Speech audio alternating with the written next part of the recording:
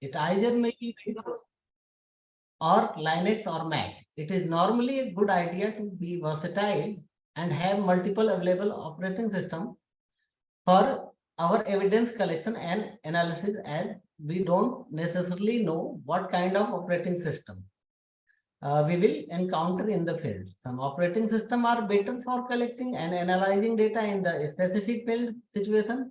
So it is good to have a variety in our tool set. The kind of equipment that we need and the kind of environment that is needed for forensic workspace depends on the kind of work we are doing. It may be an independent consultant, one of a team of consultants, or the owner of a digital forensic businesses. At this stage of building a workstation, there is a need of workspace where we can securely store evidence, prevent access to the evidence by outside parties, and an environment that would not corrupt the evidence or cause our equipment to malfunction.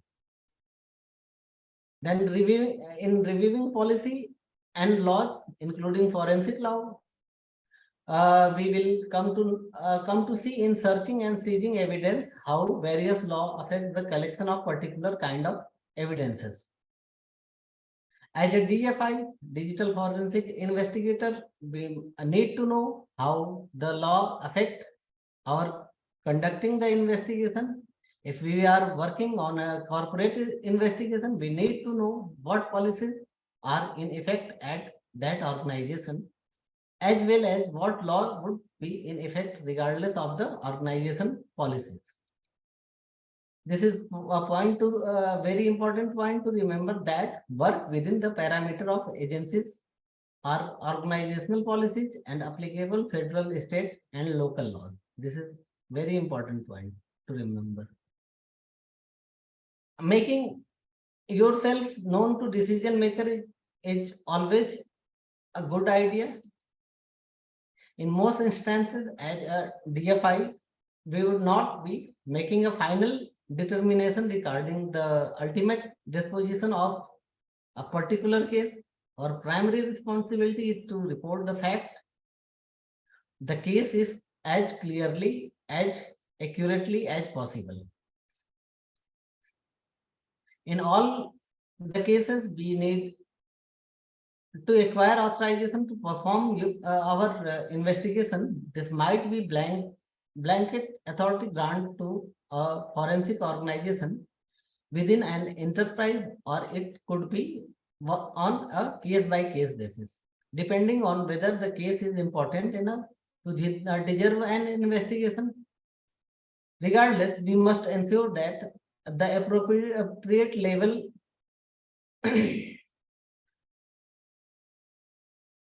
of management in our organization had signed off on our activity, and that the scope of our investigation is well defined. Overstepping the bound of an investigation may result in evidence being disqualified or a case being dismissed because of an error in conducting the investigation. Building a computer investigation toolkit, we should have essential kit already packed and ready to go. Whenever something ran out, we should replace it immediately. No worries, no last minute panic. Our kits should include such items like cameras, boxes, notepad, gloves, evidence. Lot of the item here listed. And finally, we should also need to pack radio frequency shielding material such as a Faraday isolation bags and aluminum foil to wrap various kind of mobile communication devices. We want to keep these devices in incommunicado mode and unable to receive a text or any other communication, and unable to receive because of many commercial smartphones, including the capability of remotely wiping data of the devices. While preparing the for the computer forensic, we need to know 5W and 1H, that is who, what, when, where, why, and 1H is stand for how. So we should have a primary discussion with the client who contacted you. The point of this discussion is established the 5W and 1H for this particular investigation. Who is the incident manager? What happened? Am I needed right now? Where is the incident scene located? Is this engagement going to be undercover? And how? What exactly is going to be seized? So this is the 5 step of 5W and 1H. An initial plan or case assessment. We need to have performed several tasks before initial plan. Creating such a plan is often described as a case assessment. A significant portion of our case assessment is a risk assessment. When considering our plan of action, we should assess what kind of issues we have faced in the other investigation. As an example, consider the computer skill of the suspect. They might have created a startup process that would delete or overwrite file if the computer was not started with a particular account. How do you access the computer skill of the suspect? Are they sophisticated enough to hide data in the host protected area, that is SPK of the local disk? So these are the some questions before the investigation. Then this is the very important point to getting permission from the competent authorities or the local authorities. So regardless of the nature of the investigation, we need for authorization to perform that investigation. As already mentioned, it is being authorized by a member of senior management in the case of an internal investigation, or if it is part of criminal investigation, we will need a search warrant that detail the scope of the search and the items that are included in the search. We will need authorization as well as a statement as to what is considered in the scope of our investigations.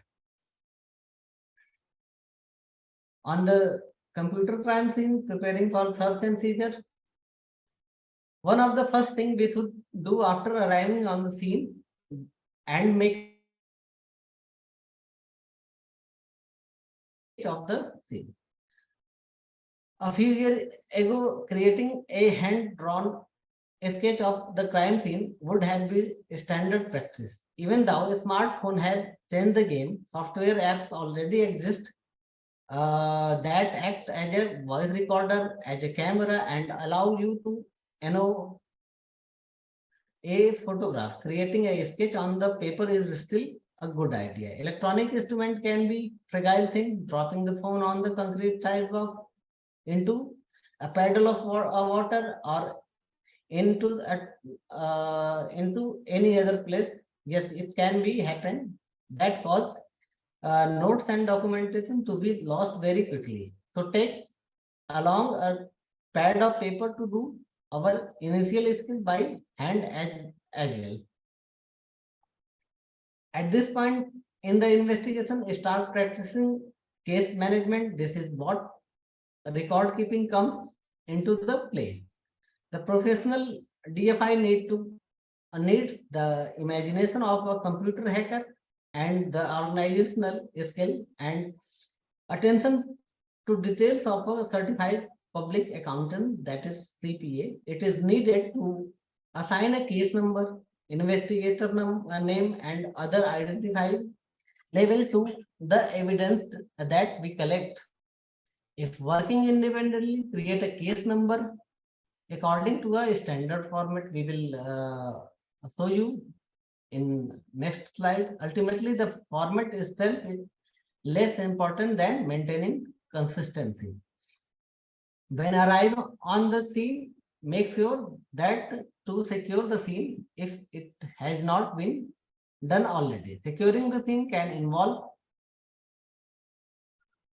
tapping or roping it off the limit access, identifying all those who were at the crime scene and ensuring that the digital equipment present is handled appropriately. If other law enforcement officers are already present, determine their level of training with respect of digital forensic and introduce yourself as a digital forensic expert. Then labeling everything and taking pictures. This is very important process. You should note down.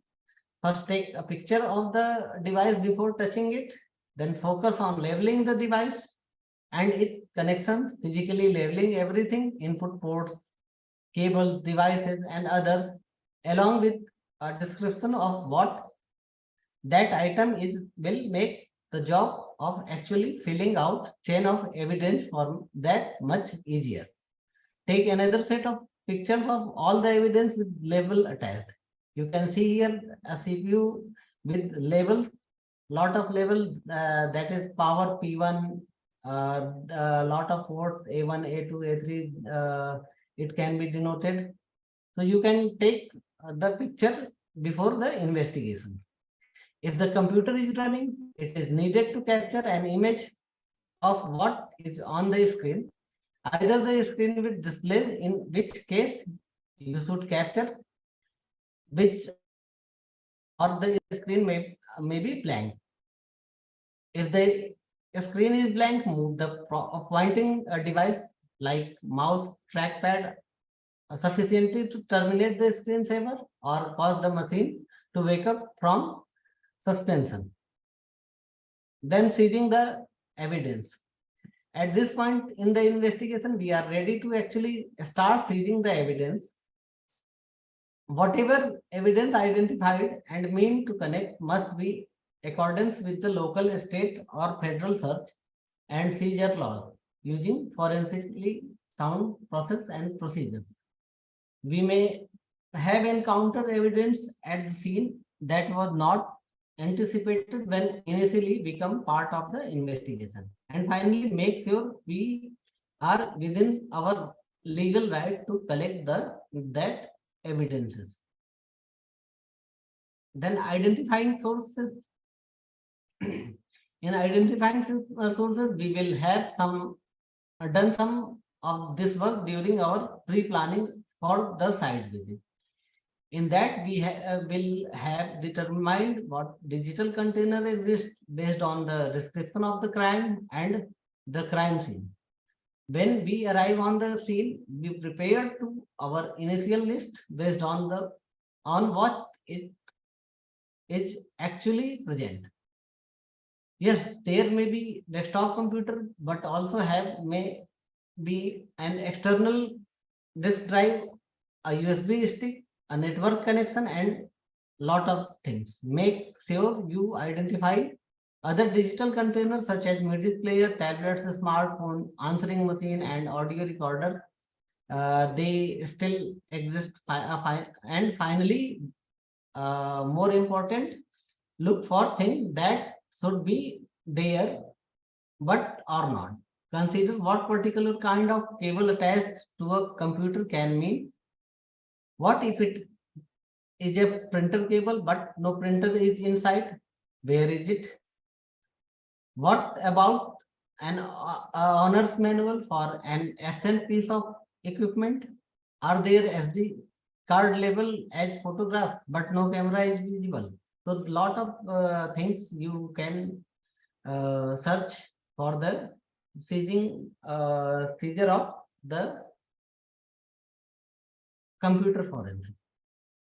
We are now in the position to actually see the evidence. Remember now that the goal of seizing the evidence is to preserve the evidence, store the digital device and digital information in appropriate evidence storage bags and start the chain of evidence. And finally, the evidence backed with the tag start documenting that 5W and 1H. This is a very important point to remember that this is the example of chain of evidence form. The chain of custody record everyone who accessed the evidence from the time it was put into an evidence locker to the time that it was brought to the courtroom. It is important to prove that can account for the evidence for the entire time that is what held. And that no unauthorized or unidentified individual had access to the evidence. Here is the environmental effect. So what changes in the environment might do to digital media? That is temperature effect or humidity level. If we have a computer that has been operating at 68 degrees Fahrenheit, and we have to take the machine into the open air, where the temperature may be 104 degrees Fahrenheit in the set, with the humidity at 97%.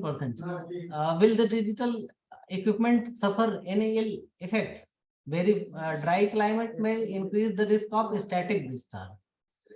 So you can check the environmental effect as well in the digital forensic or seizing the equipments.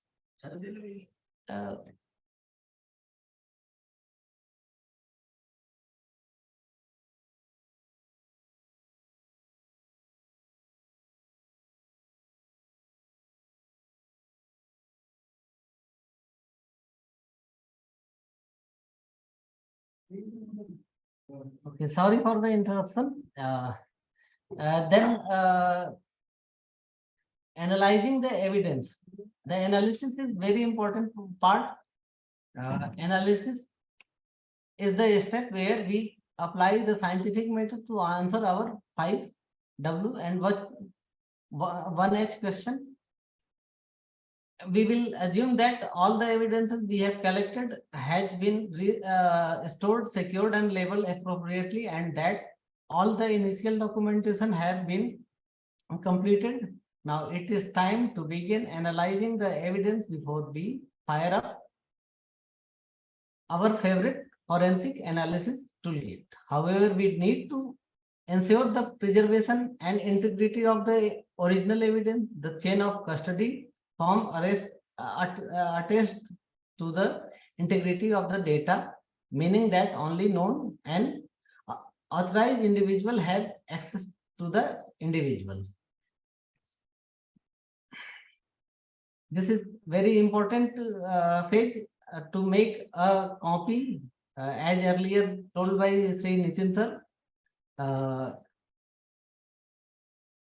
We should also tool set of FTK imager either in form of software or hardware for making a forensic image as same as data inside the hard disk or any other digital storage devices.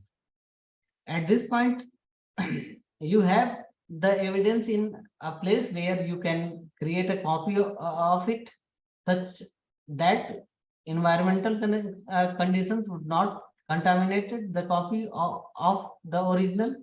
This copy must be forensically sound, that is, it must be faithfully represent an exact duplicate of the original.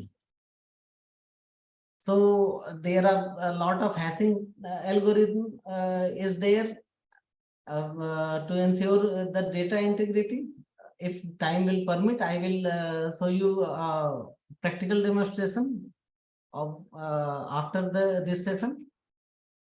This is point to remember that making a copy of the copy as original working copy should be need to start over. Having the original copy can save the time and effort of the creating that copy again from the original evidence.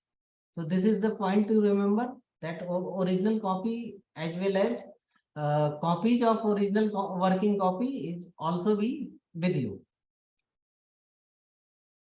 Performing the analysis, what we do next will depend on what we had planned to do prior to collecting the evidence. Some questions are arising. What is your hypothesis, or what kind of evidences would support our hypothesis? Where might this evidence be located? What would change your mindset and cause you to reject our hypothesis? So these are some questions. We now have our working copy of the original evidence. What we do next will depend on what we had performed to do prior to collecting the evidence. Where might this evidence be located? What would change your mind and cause you to reject our hypothesis? There are multiple ways to analyzing the evidences, that is physical analysis and logical analysis. In physical analysis, look at the actual disk block. Logical analysis examines the data via the file system that has created on the disk.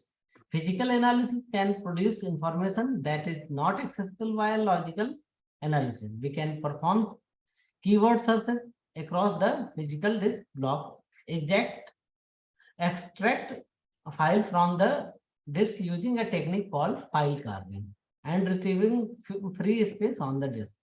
In logical analysis, it is useful for retrieving information like file names and size, file types, and other metadata stored concerning the state of the file system, that is file stack space, unallocated stack, and many more.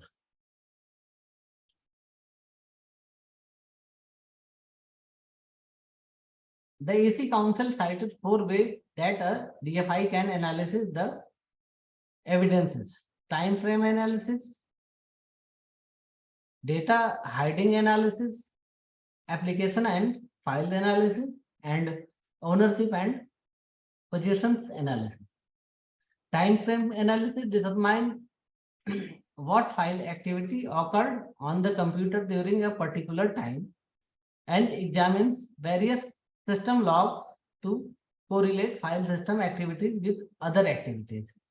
In data hiding analysis, look for way that information may be hidden either within the file system or in the portion of the disk that are normally inaccessible to standard file system access.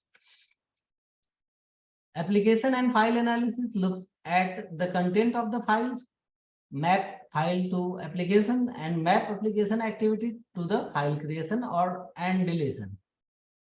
Ownership and possession analysis can help identify activities tied to the particular login account, such as file deletion, modification, or attempting to change the owner of a particular file. These activities are not mutually exclusive. In fact, you will probably perform each type of analysis during the investigation. Then reporting and testifying. Once we have completed our analysis, and sometime during our analysis, we will need to write a report. This report could be a threshold assessment or a final investigation report. The final investigation report will be more complete based on all the evidence that has been collected and analyzed. The threshold assessment, since it is a preliminary, will only include the evidence discovered when the assessment is written. Threshold report will usually include a summary of the conclusion to date and examination performed, as well as a detailed case background. The report may include an analysis of previous investigation with respect to missing information or faulty conclusion drawn, and investigative suggestions. Result report are very much like progress report, and the findings may point to other aspect of the investigation that should be pursued or indicate that the investigation can be concluded. Then preparing for the final report, we will base our final report on the documentation that is created at each step of the process. This is true for any phase of the actual investigation, including the analysis phase.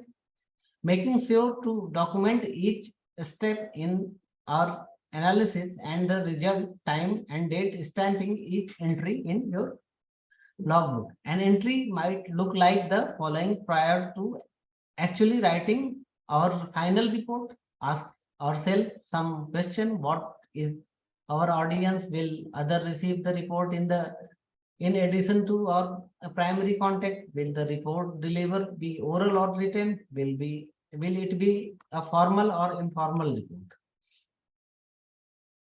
Regardless of the answer of this question, first it is wise to prepare our report for a non-technical audience. Second, who is our customer or client? This may be the same person or the person who will be receiving the report, but it may be someone else, perhaps a third party.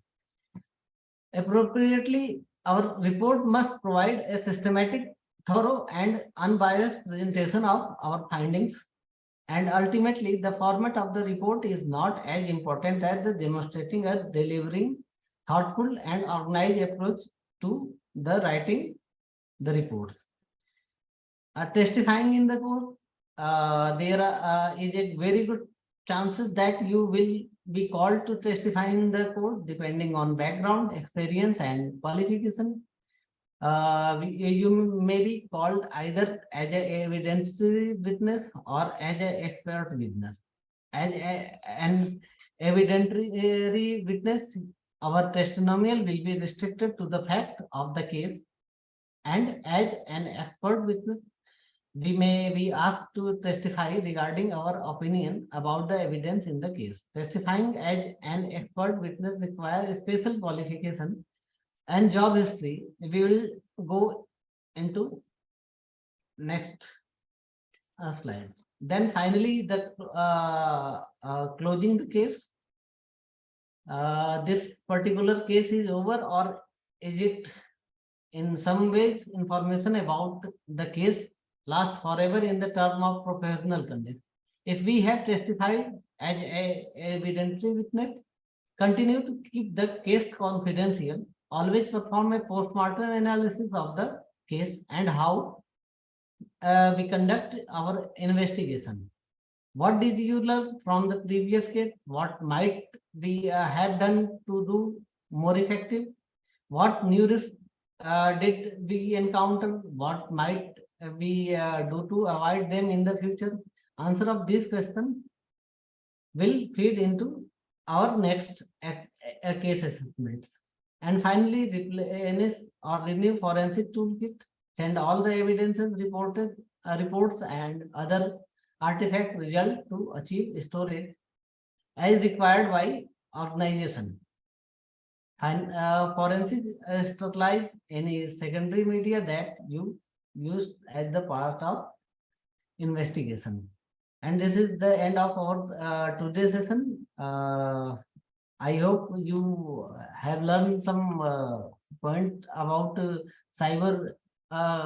computer investigation process. Then here is some question to testify your knowledge. So one by one, I am asking this question. If agree, you can answer in the chat box. The first question is from true and false. Search warrant are required in criminal cases prior to seizing evidence. Is it true, false, usually true, or usually false?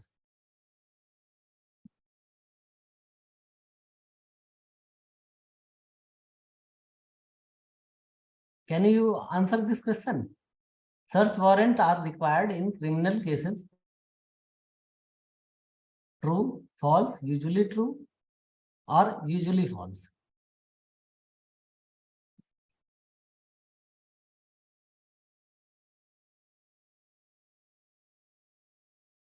Okay, let us see what is the correct answer.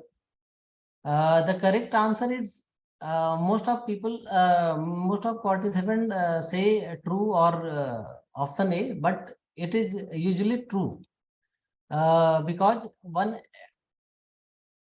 circumstances, if there is a reason to believe that critical evidence will be destroyed prior to being able to obtaining the warrants. So this is the right answer, usually true. Next, a forensic, what will be the answer?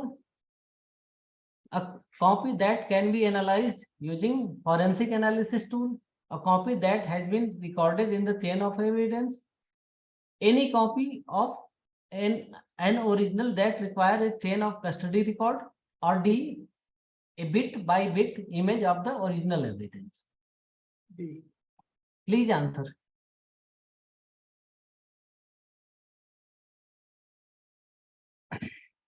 Your answer, please.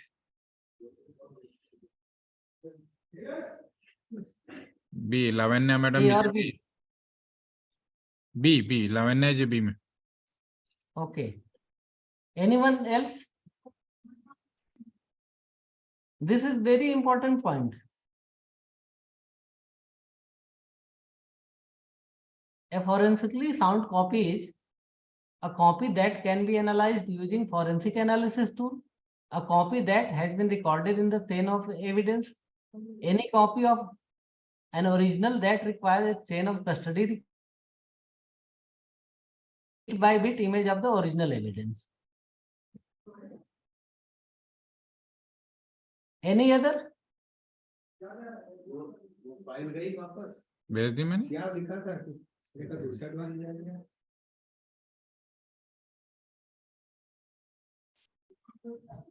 Okay, let us see what is the exact.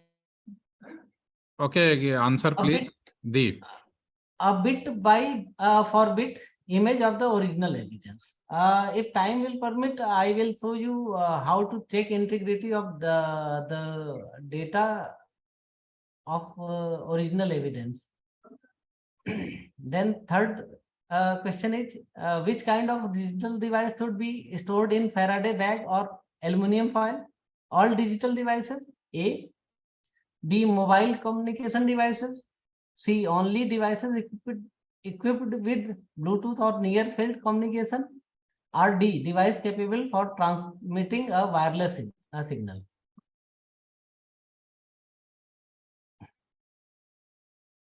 Please answer. B. B. Okay. Okay. D. And D.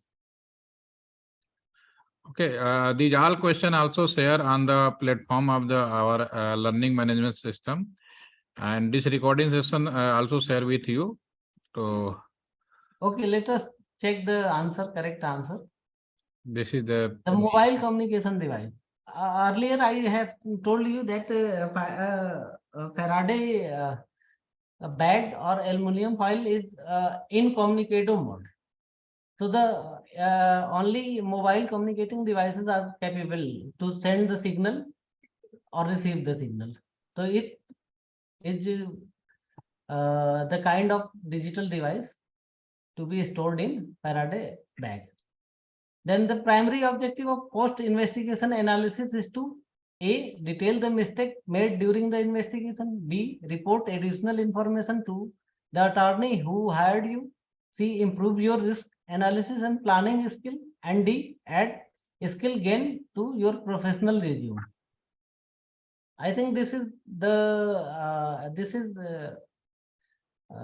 some trick having tricky answer. You can easily guess.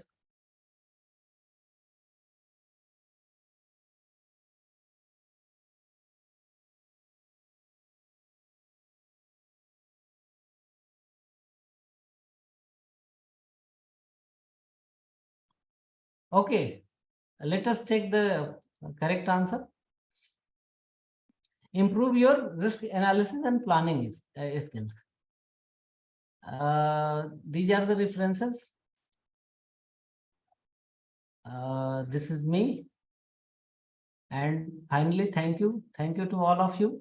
If any question you will ask, you can contact in WhatsApp group. Thank you to all of you. Thank you. Over to KK sir for bind up the session. KK sir, are you there? Krishna sir? Yes, thank you. Thank you, Ajay sir, for today's sessions, and thank you all the participants for today's session. And this session, recording session, I will share with all of you. And all activities related MCQ and everything also share in the our LMS platform. It will be help to you, all of you. So today we try to our best here. I think today too much time taken from our side, but tomorrow again see all of you at 10:30 a.m. as per Indian Standard Time, and tomorrow we try to complete our session within the time. And any question you can ask today, otherwise tomorrow morning we can discuss regarding today's session, a pre-cap. Any discussion, any question you can put either directly, all types of question you can ask in the our WhatsApp group. There is no issue. Our faculty member all time available, give for your query any answer of your question. Okay. So today's session for want to close now. So have a nice day. We can leave. Thank you. Any question you can, or you can leave. Thank you. Yes, thank you. Thank you.